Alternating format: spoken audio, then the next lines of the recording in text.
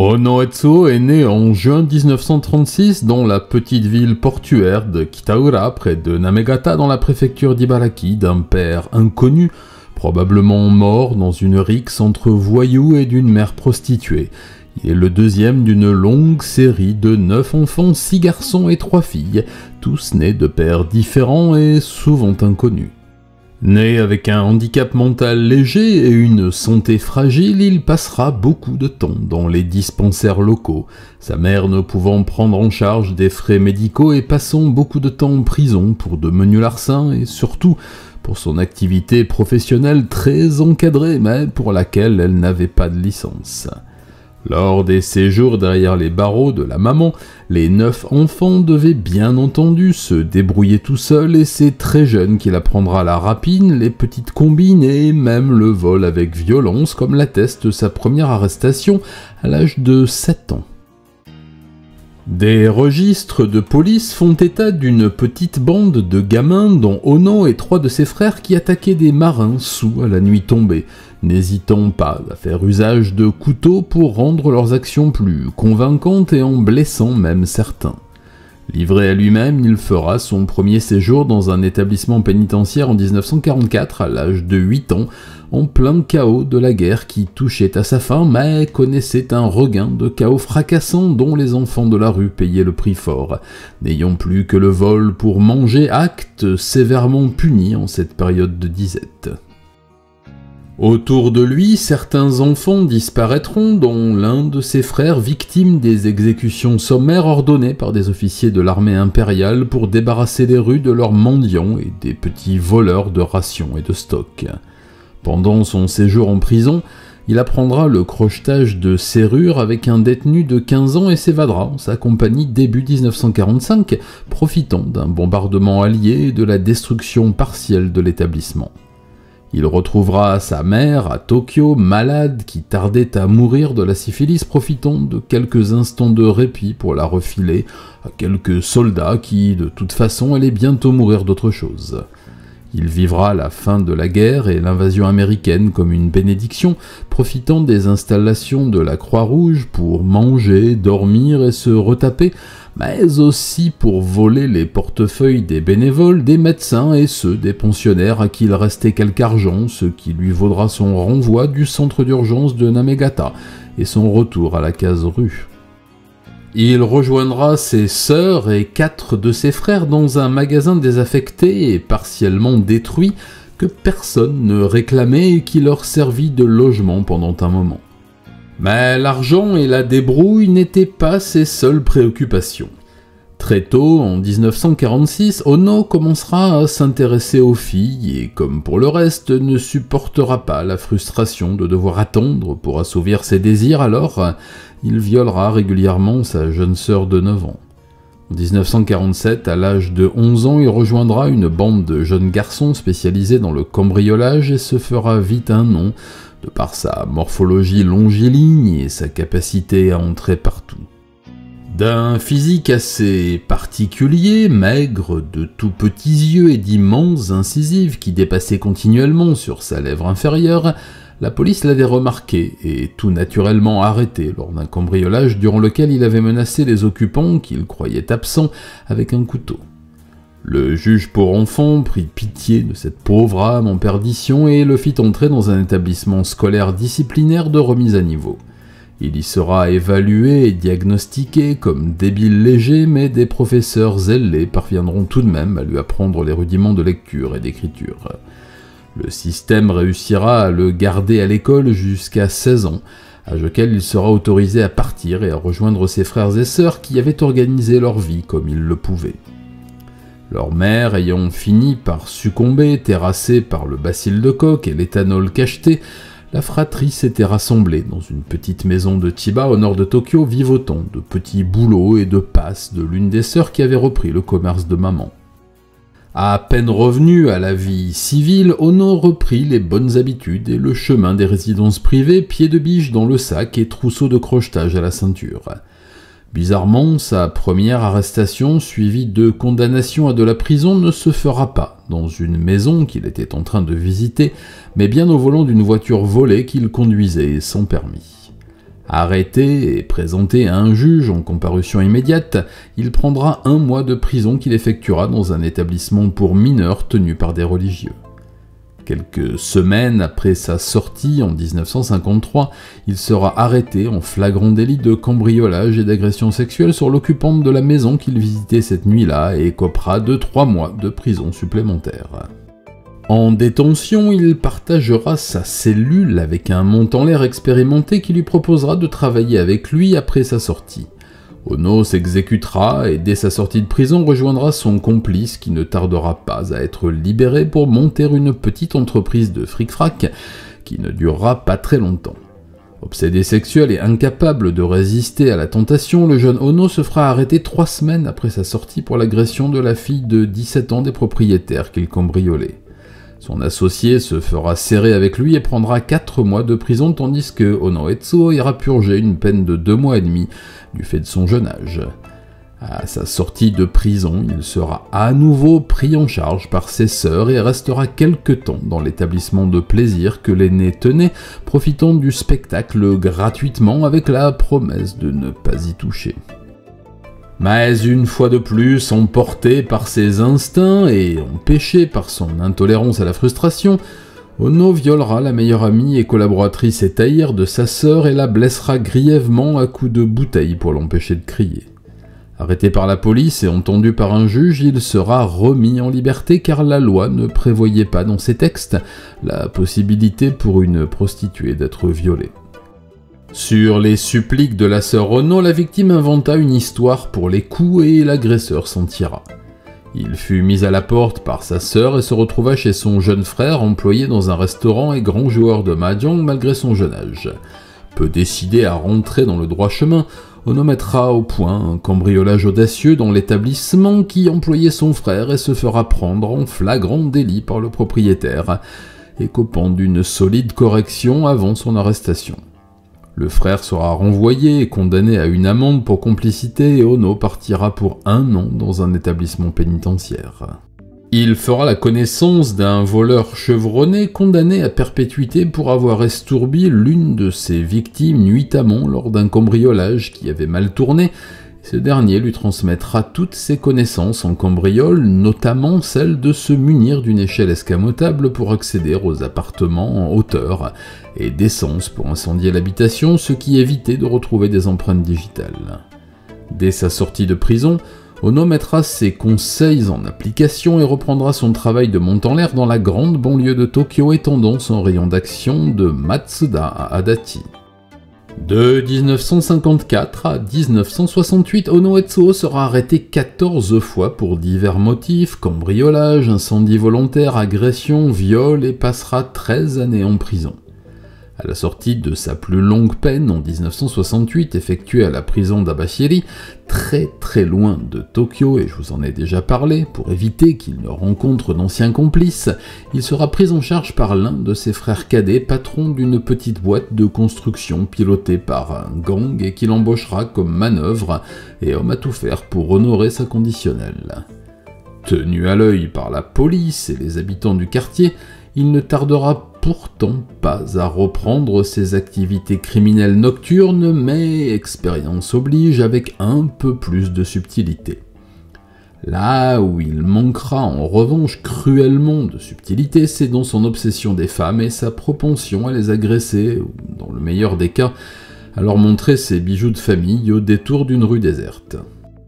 Il avait pris l'habitude de traîner sur les chantiers avec les ouvriers coréens et de vider quelques bouteilles avec eux, fumant des cigarettes bon marché une partie de la nuit et parlant des filles en des termes peu respectueux. Se glissant derrière les palissades de chantier, il retrouvait ses acolytes avec son vieux vélo hors d'âge et sifflait des bières et les filles qui passaient, en suivant parfois certaines jusque chez elles.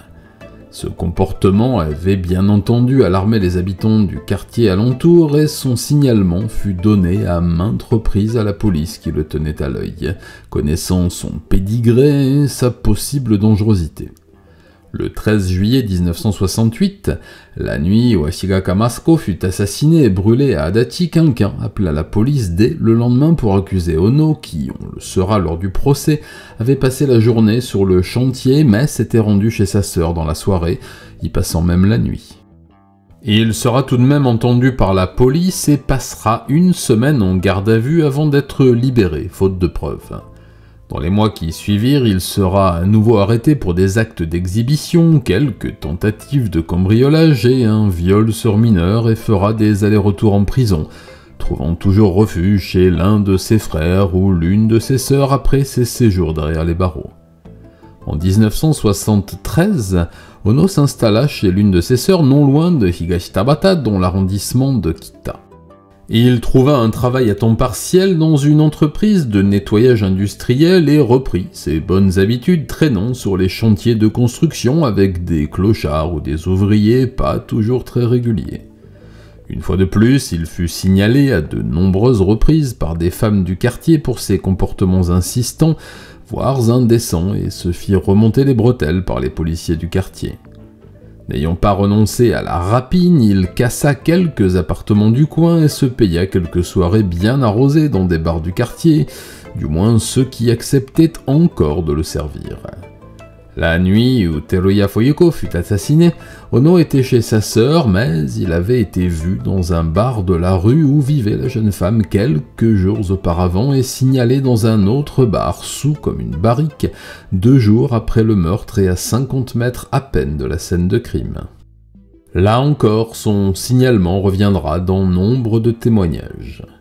En février 1973, alors qu'il aidait l'un de ses frères sur un chantier de Suginami, il repéra une jeune femme comme il les aimait, Nagata Sakiko, 22 ans, qu'il suivra à plusieurs reprises, agressera dans la rue et devant son appartement, et, il le dira plus tard, envisagera même de violer en entrant chez elle par la fenêtre. Il ne sera arrêté dans son affreux projet que lorsqu'il découvrira que la jeune femme ne vivait pas seule. Le 13 février, elle sera assassinée, ainsi que sa colocataire, et le signalement d'Ono reviendra dans de nombreuses dépositions.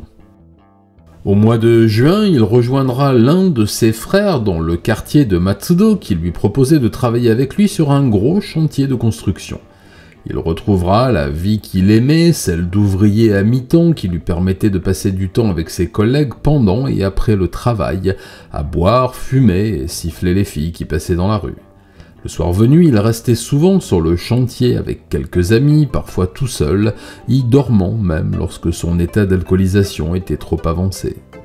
Le 25 juin, jour du meurtre de Takahashi Haru, il dit avoir passé le début de soirée dans un chantier voisin à boire avec un groupe d'ouvriers coréens, puis être parti tenter sa chance dans une maison close du quartier avant de se faire refouler et de finir la soirée, une partie de la nuit dans un bar à boire son salaire. Le 3 juillet 1974, le jour du meurtre de Miyata Sanae, sa présence sur les lieux sera attestée et il avouera lui-même avoir volé des effets personnels de la victime dans son sac à main après qu'il a découvert son corps à moitié brûlé sur le chantier sans pour autant donner l'alerte, de peur qu'on ne l'accuse du meurtre. Il dira même avoir un peu plus dissimulé le corps derrière des matériaux pour être sûr de ne pas avoir d'ennui. Le briquet, le miroir de poche et le portefeuille de la victime seront retrouvés chez lui quelques semaines plus tard. En parallèle à ses activités nocturnes sur et autour des chantiers, Ono continuait à harceler les jeunes femmes et les jeunes filles du quartier, jetant son dévolu sur toutes celles qui y marchaient seules et n'hésitait pas à leur proposer la botte en pleine rue, les suivant ensuite jusque chez elles. Ce fut le cas avec Onoma Masako qui l'agressa à plusieurs reprises sur le chemin de son travail et suivit jusque chez elle, y compris le soir tragique du 10 juillet, soirée durant laquelle la jeune femme fut sauvagement assassinée. Ono était dans la rue, au milieu de l'attroupement qui se formait lorsque l'incendie de l'appartement fut visible, et beaucoup de témoins signalèrent sa présence à la police. Une autre femme qui eut à se plaindre de son comportement et qu'il harcela de façon régulière était une restauratrice de Katsushika, un quartier proche des endroits où il avait ses habitudes. Plus âgée que les jeunes femmes sur qui il jetait habituellement son dévolu, elle avait 48 ans. Shibata Honoka avait eu le malheur d'être gentille avec Ono, ce qu'il avait pris pour une avance, et lorsqu'il était venu manger avec des amis coréens, cette dernière s'était entretenue dans leur langue natale pour quelques banalités avec ces derniers. Dès lors, il reviendra à la charge et poursuivra la dame de ses assiduités, se faisant éconduire par cette maîtresse femme bien moins réservée que ses victimes habituelles. Au mois de juin 1974, Ono se munit de son échelle de monte en l'air et trouva un point de vue sur la salle de bain de Shibata dans un arbre de sa rue face au bâtiment et légèrement caché de la vue de tous. Il se rinça l'œil quelques jours avant que la femme ne le découvre et le signale à la police, ce qui lui vaudra une nuit de garde à vue et une mise en garde de l'officier de police.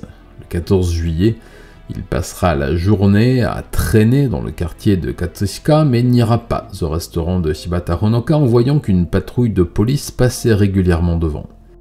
En début de soirée, il rentrera chez sa sœur et y passera la fin de journée et la nuit. Durant cette période, il était également très présent dans le quartier voisin de Soka où il avait repéré là encore quelques jeunes femmes qui semblaient seules et qu'il poursuivait de ses assiduités. Parmi elles, il avait repéré Uemura Aiko, une jeune pharmacienne de 22 ans et une autre jeune femme de 19 ans employée dans une supérette du quartier. Le 1er juillet 1974, ayant abandonné toute velléité de suivre Uemura puisqu'elle était toujours accompagnée, il se rabattit sur la pauvre jeune femme et la suivit jusqu'à sa porte comme il avait l'habitude de le faire.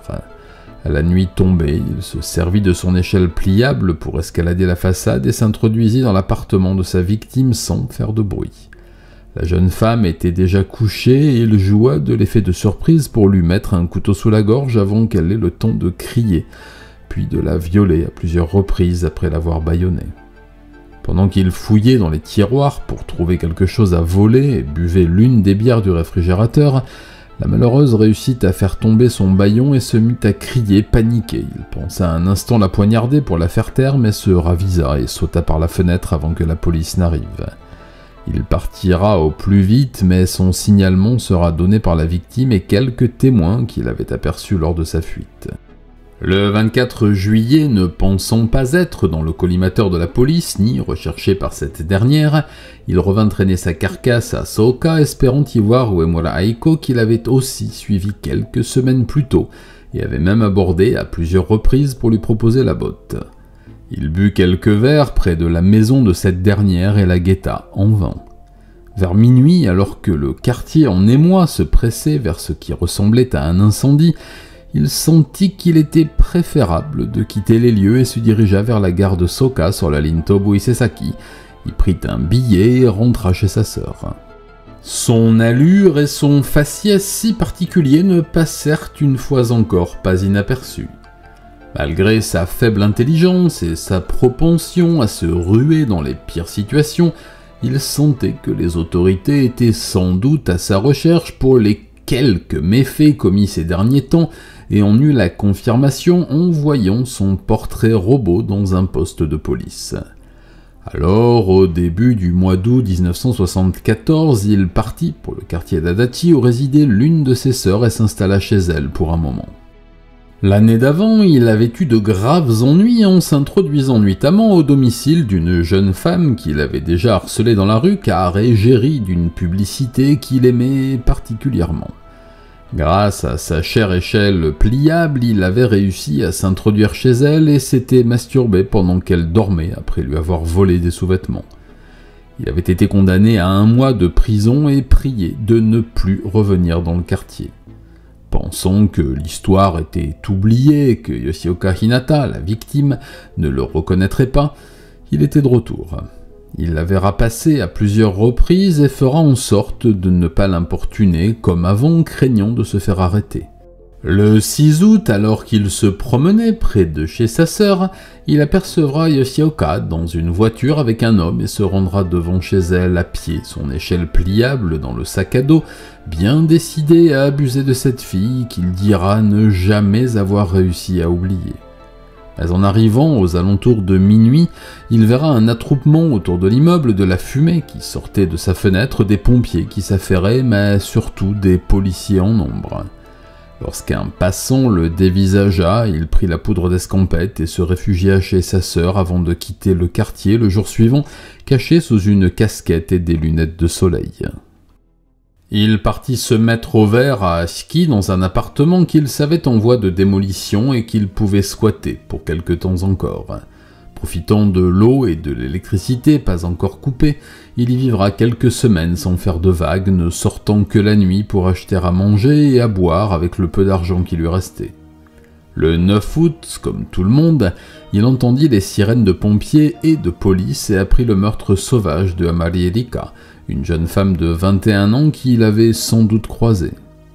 Fatigué, sans le sou et aux abois, il commettra un faux pas le 12 septembre en cambriolant un supermarché du quartier pour y dérober à manger, à boire et des cigarettes. Très vite, lors de sa garde à vue, la police de quartier fit le rapprochement avec le signalement donné par la criminelle dans de nombreuses affaires de meurtre et le remit aux autorités métropolitaines.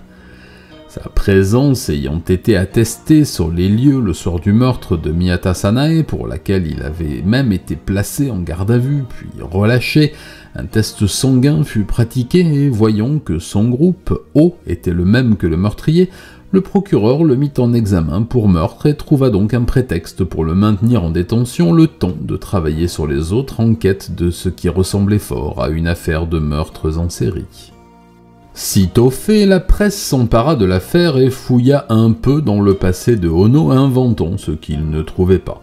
Certains dirent qu'il était d'une famille de Burakumin, sorte de caste d'intouchables haïs par les Japonais, d'autres qu'il était de père coréen et en firent tous ou presque le coupable idéal. Son passé criminel fut bien vite mis à jour par les journaux et des articles sortirent quasi quotidiennement sur le monstre Ono Etsuo.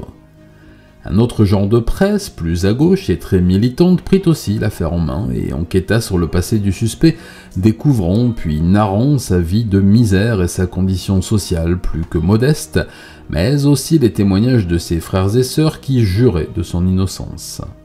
Une campagne en ce sens fut lancée, mais n'eut pas besoin d'être menée à terme, puisque moins de 3 semaines après son incarcération, le procureur dut libérer Ono faute de preuves matérielles et face à ses nombreux alibis.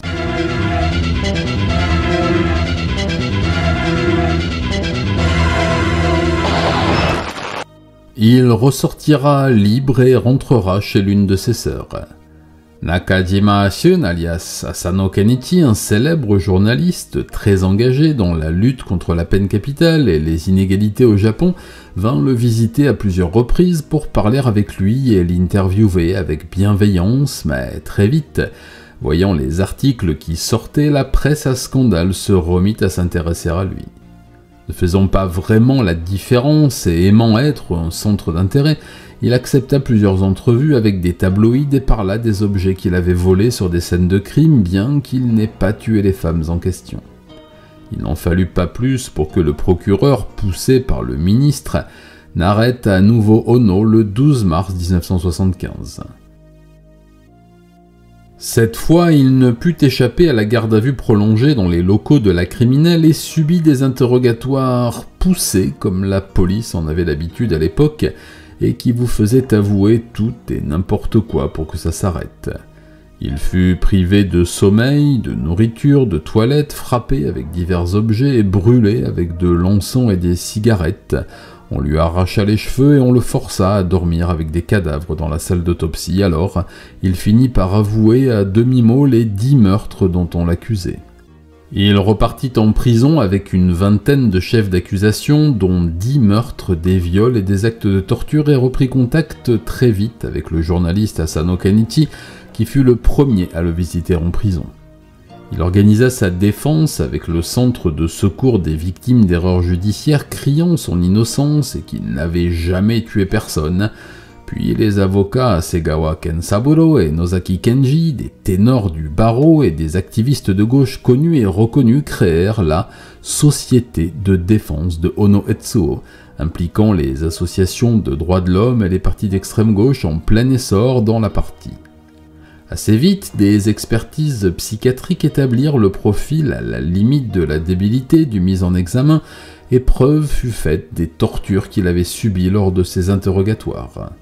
Les avocats et les journalistes, aidés par les membres de l'association, visitèrent tous les alibis de Ono pour les confirmer et trouver plus de détails. Nozaki, ayant vu que son client ne comprenait pas la moitié des questions du procureur et de la partie civile, s'amusa à le faire se contredire, le voyant souvent incapable de définir des choses dont il avait parlé lors de ses aveux.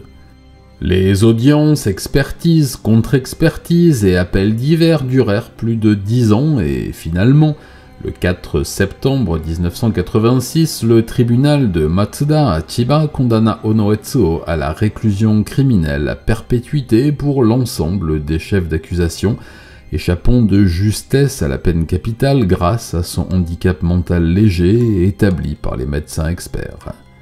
Dès lors, Ono devint une icône de cette lutte des classes dont parlaient Sasano et Nozaki, et les articles comme les émissions de télévision se multiplièrent tandis que la défense travaillait d'arrache-pied sur l'invalidation des pièces à conviction, la recherche de nouveaux témoins, les aveux des policiers qui avaient torturé le condamné en garde à vue. En mars 1990, après plus de 3 ans de travail acharné, le procès en appel de Ono commença et l'opinion publique cette fois était de son côté orientée de main de maître par la presse et l'équipe de défense. Après des mois d'audience, des témoins à la chaîne, des retournements de situations improbables et des contre-expertises scientifiques, la haute cour de Tokyo l'acquitta pour tous les meurtres le 23 avril 1991, ne retenant que les cambriolages et une vingtaine de viols. Ayant déjà effectué plus que la peine envisagée, il sortit libre du tribunal et reçut même, grâce au génie de ses avocats, une indemnité de 36,5 millions de yens, environ 1 million d'euros en équivalence de l'époque, pour préjudice moral. Ono sortit en héros et devint la coqueluche des médias, racontant son histoire à qui voulait l'entendre et la changeant au gré de son degré d'alcoolémie et de la somme que le journaliste lui donnait. En ces périodes d'élection, les partis de gauche en firent leur héros d'un moment, condamnant le système oppressif japonais envers les plus faibles, puis il retomba dans l'anonymat. Le 2 octobre 1992, fauché et à nouveau tenté par ses vieux démons, Ono sera arrêté pour vol avec violence dans le bureau d'un prêteur sur gage et condamné à 2 mois de prison. Il sortira en 1994 et reviendra vivre chez l'une de ses sœurs, travaillant parfois comme homme à tout faire sur des chantiers de construction. Le 26 avril 1996, vers 16h40, alors que Ono rentrait d'un chantier près de Shinjuku, il s'arrêta dans un parc pour y boire l'une des bières qu'il avait achetées et fumer quelques cigarettes. Très vite, il y remarqua une petite fille de 5 ans isolée de son groupe familial et qui semblait chercher quelque chose dans un buisson. Discrètement, il se faufilera et sautera sur la malheureuse en la bâillonnant de sa grande main. Il la violera après avoir déchiré ses vêtements et voyant qu'elle voulait crier, il l'étranglera jusqu'à ce qu'elle perde connaissance. Il partira à toutes jambes, abandonnant sa victime qu'il croyait morte et qui, fort heureusement, sera retrouvée très vite par un promeneur. Elle sera prise en charge par les secours et survivra après quelques semaines d'hospitalisation. La description du suspect ainsi que l'analyse des fluides corporels retrouvés sur la victime firent que Ono fut arrêté bien vite et placé en garde à vue avant d'être mis en examen pour viol aggravé sur mineur de moins de 10 ans et tentative de meurtre. Le soir de son arrestation, la police procéda à une perquisition à son domicile et y retrouva quelques objets pour le moins troublants. Tout commença par la découverte d'une scie à métaux pleine de tissus organiques et de sang séché, puis, en fouillant dans son congélateur, d'un morceau de chair congelée et couvert de poils qui s'avéra être, après examen, le pubis et le sexe d'une femme découpée au couteau. Interrogé sur ces macabres découvertes, Ono avoua le meurtre d'une femme de 41 ans au mois de janvier de la même année. La police identifia facilement l'affaire, celle d'une femme décapitée, mutilée et brûlée retrouvée sur un parking de Rokugatsucho à Adachi le 9 janvier 1996. Ono leur indiqua où il avait enterré la tête, dans le jardin de la maison où il vivait, et leur donna tous les détails du meurtre, insistant sur le fait qu'il n'en restait pas moins innocent des 10 pour lesquels il avait été jugé. Il expliqua que la victime, une amie de sa sœur, venait le voir souvent pour passer du temps avec lui et boire un peu. Il lui aurait demandé de coucher avec elle et de faire son ménage, mais elle aurait refusé, ce qui aurait provoqué une crise de colère violente chez lui, crise pendant laquelle il aurait attrapé une batte de baseball avec laquelle il aurait fracassé le crâne de la malheureuse. Après l'avoir violée post-mortem, il l'aurait décapitée avec une scie à métaux par peur que la police ne l'identifie, puis aurait découpé son pubis et son sexe avec un couteau de cuisine pour que la police ne trouve pas son sperme à l'intérieur. Il aurait ensuite roulé dans un phaeton et serait allé l'abandonner loin de chez lui avant de revenir et d'enterrer la tête, puis, ne sachant qu'en faire et voulant le garder en souvenir, de mettre le morceau de chair dans son congélateur. Les fluides retrouvés sur le matelas furent bien identifiés comme ceux de Ono sans aucun doute possible. Il avoua avoir enterré la tête pour qu'elle pourrisse et qu'il puisse donner le crâne à la famille afin qu'ils aient quelque chose à incinérer. Pour ces deux affaires, il fut condamné à la réclusion criminelle à perpétuité le 9 février 1999. Il a aujourd'hui 87 ans et purge toujours sa peine dans une prison de sécurité réduite et adaptée aux personnes de son âge. Toujours en contact avec ses anciens avocats, il n'a jamais avoué les meurtres précédents et continue à crier son innocence.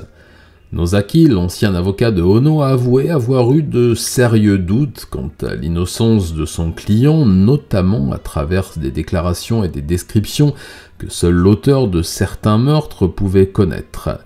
Malgré cela, par conviction politique et pour ne pas se désavouer en plein essor de sa carrière, il a passé ses doutes sous silence. Acquitté pour ces meurtres et selon le principe juridique japonais du non bis in idem, qui interdit de rejuger une affaire déjà jugée, Ono reste à l'abri d'un nouveau procès, officiellement innocent pour l'éternité. Asano Kanichi a consigné toute cette affaire et reste, lui, persuadé de l'innocence de Ono dans ces 10 meurtres.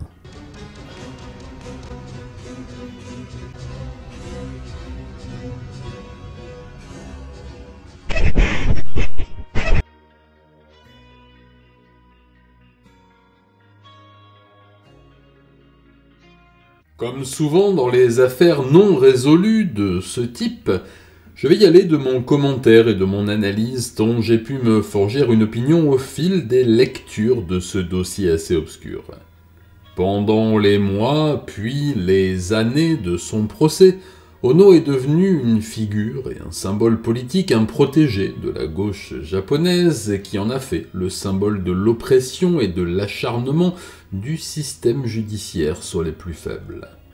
L'origine plus que modeste et chaotique de l'individu ont bien entendu pu servir un discours marxiste très présent à cette époque dans les milieux intellectuels tokyoïtes, mais il reflète aussi une réalité que l'on retrouve souvent dans le profil des criminels condamnés dont je parle.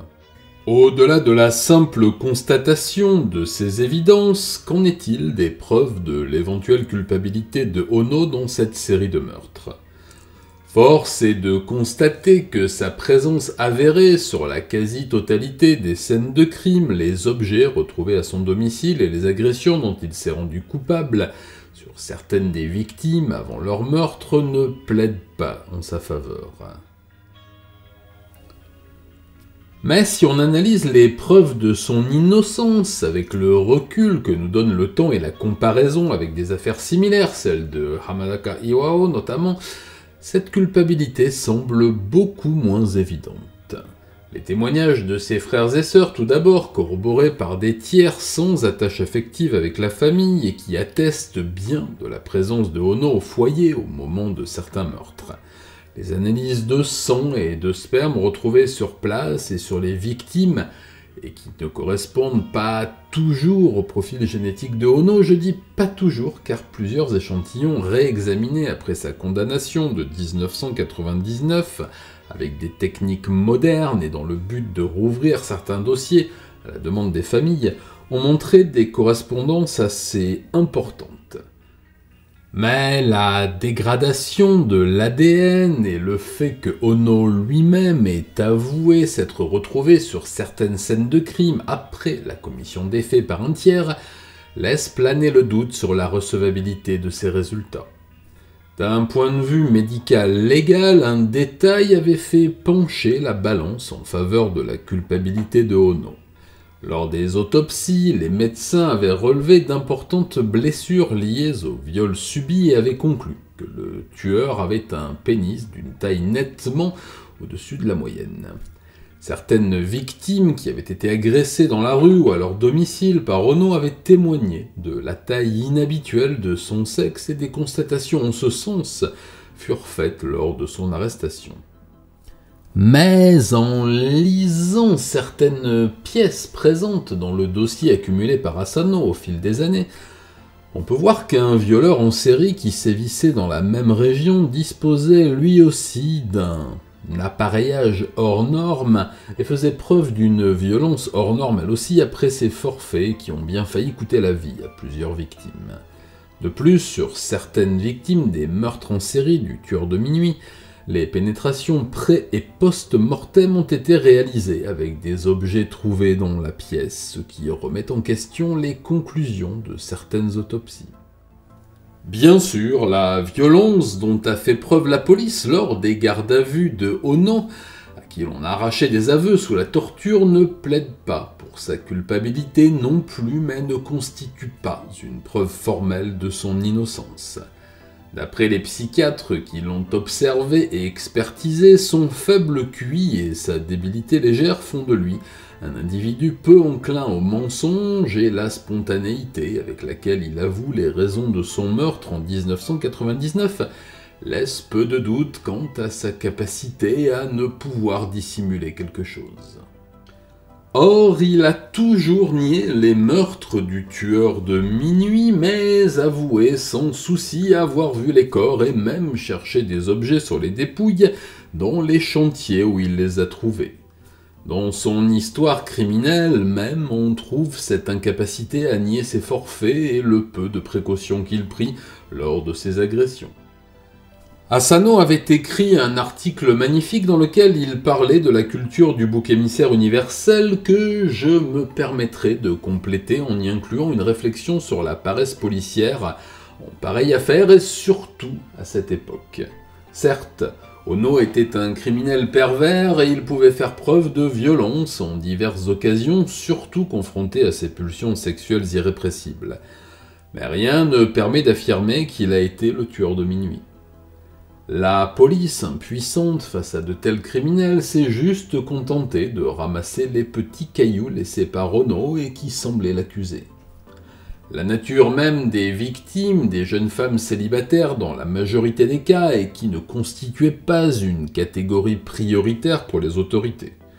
Tout a semblé participer à la construction d'un coupable idéal que la culture de l'aveu, à coups de pompe dans les mâchoires, a fini de modeler.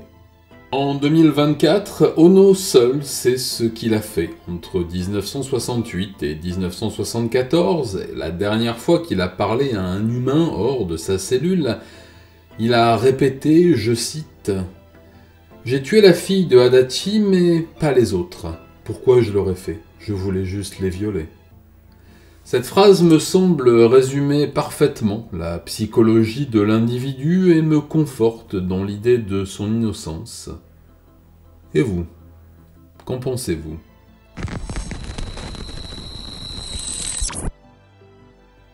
Voilà, j'espère que cette histoire vous aura plu et appris quelque chose sur ce pays qui, quoi qu'il en soit, reste le mien. Si mes vidéos vous plaisent, n'oubliez pas de vous abonner, d'activer la cloche pour être mis au courant des sorties rares, je le sais, de commenter, de partager autour de vous. Rejoignez-moi sur mes réseaux sociaux et si vous le voulez et le pouvez, vous trouverez tous les moyens d'aider la chaîne par des petits dons, tout est en description. Je vous invite à me rejoindre chaque lundi et jeudi sur ma chaîne Twitch où je parle d'actualité japonaise mais aussi de sujets de fond et de sujets de société. En attendant de vous y retrouver, je vous laisse. D'autres affaires obscures m'attendent de tapis au fond de mes tiroirs. Alors à très bientôt. Matane.